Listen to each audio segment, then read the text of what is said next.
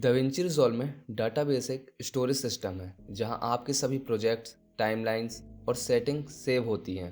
जब भी आप दाविंची रिज़ॉल्व में कोई नया प्रोजेक्ट बनाते हैं तो वह किसी न किसी डेटाबेस में स्टोर होता है। अगर डेटाबेस डिलीट हो गया तो आपके सारे प्रोजेक्ट चले जाएंगे। अगर रिज़ॉल्व क्रैश हो गया तो डेटाबेस आपके प्रोजेक्ट को सेव रखता है, इसलिए डेटाबेस को सही से मैनेज करना बहुत ज़रूरी है।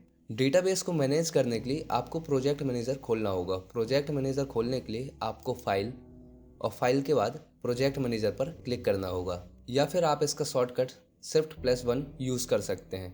इसको क्लिक करते ही आप प्रोजेक्ट मैनेजर के अंदर चले जाएंगे। इसके अलावा दाविंची रिज़ॉल्व में राइट हैंड साइड सबसे नीचे सेटिंग के बाजू में एक होम का आइकॉन है। आप इस पर क्लिक करके भी प्रोजेक्ट मैनेजर के अंदर जा सकते हैं। इस विंडो को प्रोजेक्ट मैनेजर के अलावा स्टार्टअप विंडो भी कहते हैं। जब आप दाविंची रिज़ॉल्व को ओपन करते हैं तो सबसे पहले आपको यह स्टार्टअप विंडो ही दिखाई देती है। चलिए बात करते हैं आप नया डेटाबेस कैसे क्रिएट कर सकते हैं। नया डेटाबेस क्रिएट करने के लिए आपको लेफ्ट हैंड साइड ये जो प्रोजेक्ट लिखा हुआ दिखाई दे रहा है, इसके साइड में एक आइकॉन है, उस पर क्लिक करना होगा। यहाँ मेरे 4 डेटाबेस दिखाई दे रहे हैं, पर हो सकता है आपके सिस्टम पर आपको एक ही डेटाबेस दिखाई दे जिस पे लिखा होगा लोकल डेटाबेस। यह डिफ़ॉल्ट डेटाबेस होता है। अगर आप देखना चाहते हैं कि आपका डेटाबेस किस लोकेशन पर सेट है तो आपको यहाँ राइट क्लिक करना होगा और ओपन फाइल लोकेशन पर क्लिक करना होगा। स्क्रीन पर आपको डिफ़ॉल्ट डेटाबेस लोकेशन दिखाई दे रहा होगा। तो चलिए हम बात करते हैं कि आपको न्यू डेटाबेस कैसे क्रिएट करना है। न्यू डेटाबेस क्रिएट करने के लिए आपको ऐड प्रोजेक्ट लाइब्रेरी पर क्लिक करना है। इसके बाद आपको नेम में अपने डेटाबेस का नाम लिखना है। चलिए मैं अपने डेटाबेस का नेम टाइप कर लेता हूँ।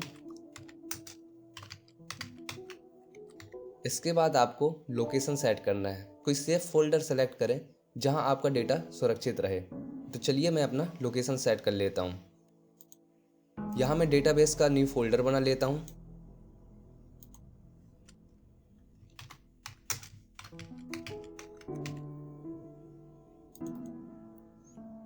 देन ये फोल्डर को मैं सेलेक्ट कर लेता हूं।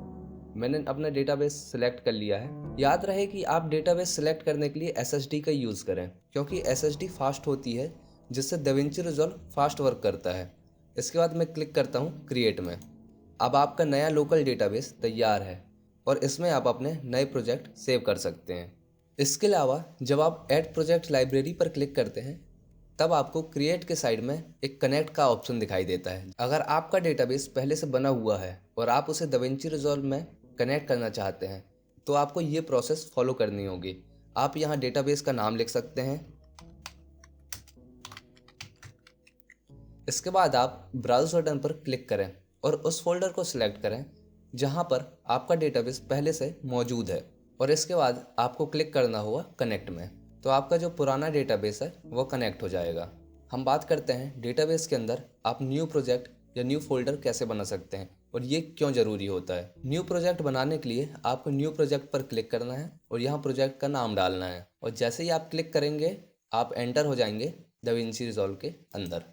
इसके अलावा आप ब्लैंक स्पेस पर राइट क्लिक करके न्यू फोल्डर भी क्रिएट कर सकते हैं। अगर आपके पास बहुत सारे प्रोजेक्ट हैं तो उन्हें फोल्डर में डिवाइड करना बेस्ट प्रैक्टिस हो सकता है। एग्जाम्पल के लिए आप यूट्यूब और क्लाइंट और पर्सनल वर्क अलग अलग रखना चाहते हैं तो इसके लिए आप अलग अलग फोल्डर क्रिएट कर सकते हैं और अपने प्रोजेक्ट को इन फोल्डर के अंदर डाल सकते हैं। जब भी आप किसी नए प्रोजेक्ट पर राइट क्लिक करते हैं तो आपके सामने बहुत सारे ऑप्शन दिखाई देते हैं। तो चलिए हम समझते हैं ये सारे ऑप्शन क्या हैं और ये क्यों ज़रूरी हैं। सबसे पहला है सेव एज़। इसका इस्तेमाल करके करंट प्रोजेक्ट को नए नाम से सेव किया जाता है। अगर आप किसी एग्जिस्टिंग प्रोजेक्ट में बदलाव करके उसे नए प्रोजेक्ट से सेव करना चाहते हो तो यह ऑप्शन काम आएगा। एग्जाम्पल के लिए आपका प्रोजेक्ट माई वीडियो एडिट नाम से सेव है, लेकिन तुम इसमें कुछ नया एडिट करके इसे माई वीडियोज़ वर्जन 2 के नाम से सेव करना चाहते हो। इस ऑप्शन का यूज़ करके आप नई कॉपी बना सकते हो जिससे आपका ओरिजिनल प्रोजेक्ट भी सेफ रहेगा। सेकेंड ऑप्शन है इंपोर्ट प्रोजेक्ट। पहले से सेव किए गए किसी प्रोजेक्ट को रिजॉल्व में ओपन करने के लिए इस ऑप्शन का यूज़ किया जाता है। यह option .drp Da Vinci resolve project file को इंपोर्ट करने के लिए काम आता है। एग्जाम्पल के लिए अगर आपके दोस्त ने अपने दाविंची रिजॉल्व से कोई प्रोजेक्ट आपको एक्सपोर्ट करके भेजता है तो आप इसे अपने रिजॉल्व में इंपोर्ट करके एडिट कर सकते हैं। इसके बाद जो थर्ड ऑप्शन है एक्सपोर्ट प्रोजेक्ट। करंट प्रोजेक्ट को .drp Da Vinci resolve project format में एक्सपोर्ट करने के लिए यह ऑप्शन यूज़ होता है। यह सिर्फ प्रोजेक्ट फाइल को एक्सपोर्ट करता है, मीडिया फाइल्स को नहीं। एग्जाम्पल के लिए, अगर आपको अपने प्रोजेक्ट को किसी दूसरे कंप्यूटर में ओपन करना है तो आप इसे .drp फॉर्मेट में एक्सपोर्ट कर सकते हैं। इसके अलावा जो नेक्स्ट ऑप्शन है वो है export project with still and LUTs. यह ऑप्शन भी प्रोजेक्ट को एक्सपोर्ट करता है, लेकिन इसके साथ साथ कलर ग्रेडिंग के लिए स्टिल और लट्स को भी सेव करके रखता है। अगर आप अपने प्रोजेक्ट पर लट्स यूज़ कर रहे हो तो नॉर्मल एक्सपोर्ट करने पर लट्स मिसिंग हो सकते हैं, इसलिए यह ऑप्शन ज़रूरी है। इसके अलावा नेक्स्ट ऑप्शन है रिस्टोर प्रोजेक्ट आर्काइव। अगर आपने पहले कभी किसी प्रोजेक्ट का बैकअप लिया था तो इसे वापस लाने के लिए यह ऑप्शन यूज़ होता है। यह पूरे प्रोजेक्ट फाइल को रिस्टोर करता है, जिसमें मीडिया फाइल्स, टाइमलाइंस और लट्स भी शामिल होते हैं। एग्जाम्पल के लिए, आपने अपने प्रोजेक्ट को एक्सपोर्ट प्रोजेक्ट आर्काइव में सेव किया था और अब उसे वापस लाना चाहते हैं तो इस ऑप्शन का यूज़ कर सकते हैं। इसके अलावा नेक्स्ट है एक्सपोर्ट प्रोजेक्ट आर्काइव।